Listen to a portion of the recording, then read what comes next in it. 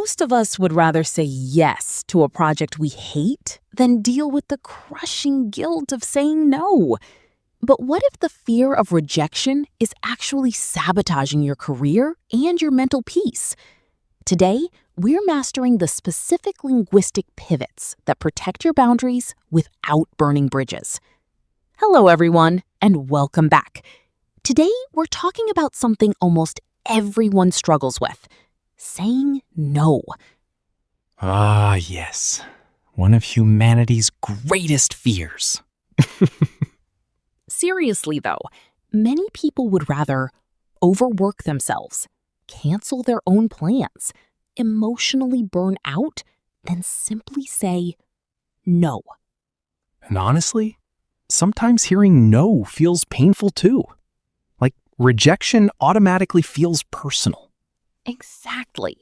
So today, we're exploring both sides of rejection: how to say no politely and how to handle hearing no gracefully. Because true communication is not only about speaking fluently, it's also about boundaries, emotional intelligence, confidence, and respect. I think modern life makes this problem even worse. Absolutely. In today's digital culture, people expect constant availability. Messages, emails, notifications, calls, group chats. Everyone expects immediate answers and endless accessibility. If you don't reply in 10 minutes, people assume you joined a monastery. Exactly. And because of that, many people feel guilty saying no. They feel pressure to always be helpful, available, productive, agreeable. I think many people say yes because they don't want conflict. Very true.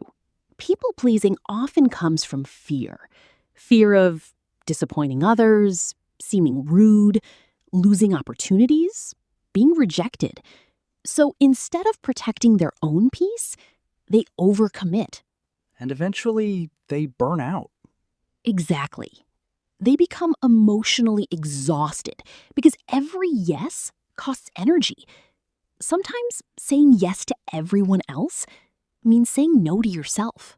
So, saying no is actually an important life skill? Absolutely. Healthy boundaries protect your time, your energy, your mental health, your focus. And interestingly, people who communicate boundaries clearly often seem more confident and trustworthy. But the word no feels harsh sometimes. That's because human beings naturally fear rejection. The brain often interprets rejection as social danger, exclusion, emotional loss. So people soften rejection linguistically. That's where something called linguistic buffering comes in. Okay, that sounds complicated. It's actually simple. Linguistic buffering means adding polite language around a refusal to reduce emotional impact. Instead of saying, no, native speakers often say, I'd love to, but I can't. I really appreciate the invitation. Unfortunately, my schedule is packed. I'm not able to commit right now. So the refusal becomes softer and more respectful. Exactly. The goal is clear boundaries without unnecessary emotional damage. What about work situations? Those feel scary. Absolutely. Professional rejection requires balance. You want to sound respectful, professional, cooperative, while still protecting your limits. For example, I'd love to help, but I don't currently have the bandwidth. Or, I can't take this on right now, but I may be available next month. That sounds much smoother than, no, I'm busy. Exactly. Tone matters enormously. Another useful strategy is offering an alternative. For example, I can't join tonight, but let's plan something next week. Or, I'm unavailable, but I can recommend someone else. So rejection doesn't always have to end the conversation negatively. Exactly. A graceful no often includes appreciation, honesty, and direction. I think social invitations are emotionally harder. Very true, because people fear hurting feelings. But honesty is healthier than fake enthusiasm. For example, "Thank you for inviting me, but I need a quiet night at home." Or, "I appreciate it, but I'm trying to recharge this weekend." That actually sounds emotionally mature. Because boundaries are emotional maturity. Sometimes people say yes, then secretly feel resentful later. Exactly. That's one danger of people-pleasing. A dishonest yes often creates stress, resentment, emotional exhaustion, passive aggression. Clear communication prevents that. Now, let's talk about the other side. Hearing no. Ah, yes. The emotional damage section. Exactly. Because rejection often hurts the ego immediately. Even small rejection can feel weirdly painful. Because the brain often interprets rejection personally. For example, if someone says, "I can't meet tonight," many people emotionally hear, "You are not important," even though that may not be true at all. So the brain creates emotional stories automatically. Exactly. And those stories are often inaccurate. One important mindset shift is understanding someone's boundary is not necessarily rejection of your value.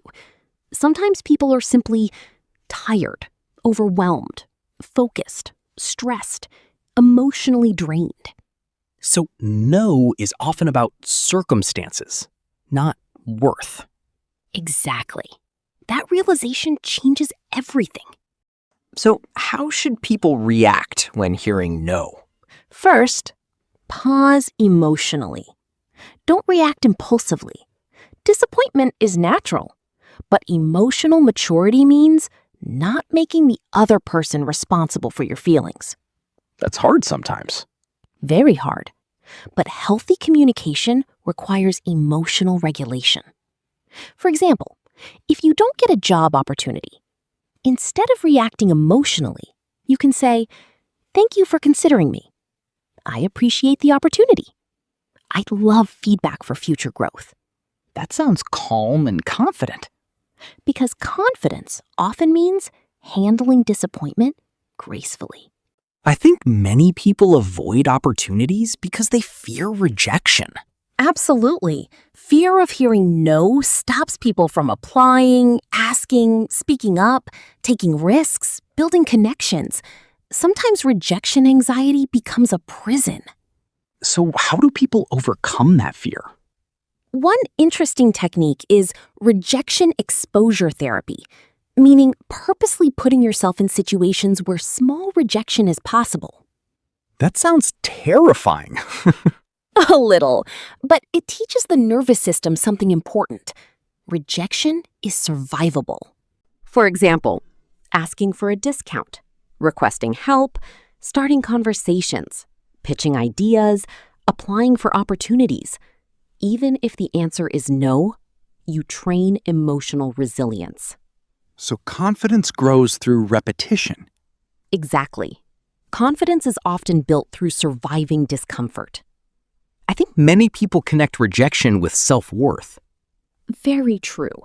But one rejection does not define intelligence, attractiveness, talent, value, future success.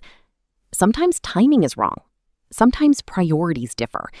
Sometimes circumstances simply don't align. So rejection is information, not identity. Exactly. That mindset creates emotional freedom. Another healthy skill is separating feedback from emotion. Instead of immediately thinking, "I failed," ask, "What can I learn from this?" That turns rejection into growth instead of shame. Exactly. Emotionally resilient people process feedback objectively. You know, clear boundaries actually reduce anxiety. Absolutely. Ambiguity creates stress. Clear communication creates trust. People often respect honest boundaries more than fake agreement. Here's a challenge for everyone listening. For 1 week, pause before automatically saying yes.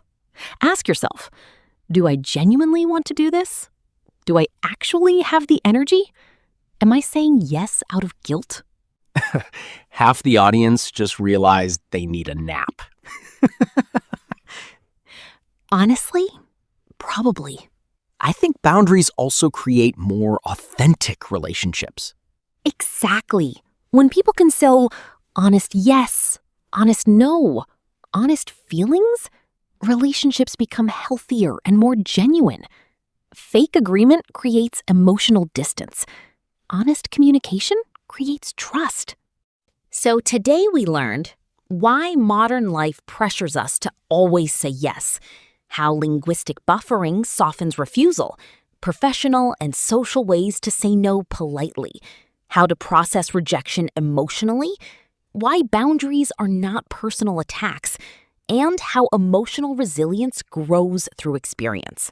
And remember, saying no does not make you selfish. And hearing no does not make you worthless. Healthy communication requires both clear boundaries and emotional grace.